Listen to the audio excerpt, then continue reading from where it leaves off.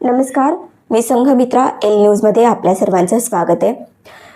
राज्यात दिव्यांग व्यक्ती अधिनियमांतर्गत दिव्यांग व्यक्तींसाठी कार्यरत असणाऱ्या संस्थांना दिव्यांग कल्याण विभागामध्ये नोंदणी करणं अनिवार्य. राज्यामध्ये 2000हून अधिक संस्था दिव्यांग व्यक्तींसाठी कार्यरत आहेत, पण काही कारणास्तव 900हून अधिक संस्था अपात्र ठरल्या असल्याचं दिव्यांग कल्याण विभागाचे सचिव तुकाराम मुंडे यांनी सांगितलं. या अपात्र ठरलेल्या संस्थांवर विभागानं कारवाई करून त्यांची नोंदणी रद्द केली आहे. विशेष म्हणजे सन 2025 या वर्षातच 363 संस्थांची नोंदणी रद्द करण्यात आली. नोंदणी रद्द केलेल्या संस्थांमध्ये कोकण 52, नाशिक 49, पुणे 60, नागपूर 49, अमरावती 50 आणि छत्रपती संभाजीनगर विभागातील 103 संस्थांचा समावेश आहे.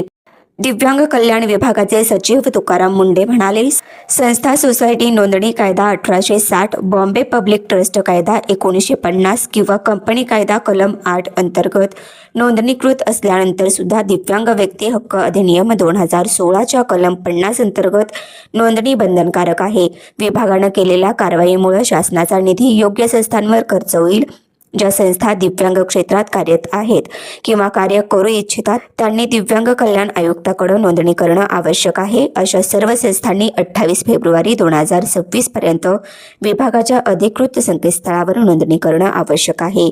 नोंदणी न केल्यास संबंधित संस्थांवर अधिनियमातील कलम 91 नुसार कारवाई करण्यात येणार असल्याचं मुंढे यांनी स्पष्ट केलं. तसेच दिव्यांग क्षेत्रात काम करणाऱ्या सर्व नागरी समाज संघटनांचं संस्थांच्या कामकाजात समानता यावी, तसेच त्यांची जबाबदारी आणि सेवाची गुणवत्ता सुनिश्चित करणं, नागरी समाज संघटना संस्थांची नोंदणी, तपासणी, देखरेख, नूतनीकरण, जबाबदारी व पारदर्शकता निश्चित करण्यासाठी कार्यप्रणाली 17 ऑक्टोबर 2025च्या शासन निर्णयानुसार निश्चित करण्यात आली आहे.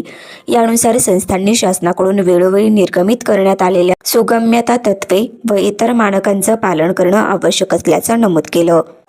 दिव्यांग कल्याण विभागाच्या संकेतस्थळावर ऑनलाईन नोंदणीची सुविधा उपलब्ध असून आरोग्य, कौशल्य विकास, प्रशिक्षण, शिक्षण, व्यावसायिक प्रशिक्षण, संशोधन व विकास किंवा दिव्यांगाच्या कोणत्याही क्षेत्रात कार्यरत असणाऱ्या संस्थांना शासनानं निश्चित केलेल्या निकषाचं पालन करून दिव्यांग कल्याण विभागाच्या संकेतस्थळावर ऑनलाईन प्रणालीद्वारे नोंदणी प्रक्रिया पूर्ण करावी. संस्थांनी दिव्यांग कल्याण आयुक्तांकडे नोंदणी केल्यामुळं त्यांच्यामार्फत दिव्यांग व्यक्तींचं सक्षमीकरण, पुनर्वसन करणं शक्य होणार आहे.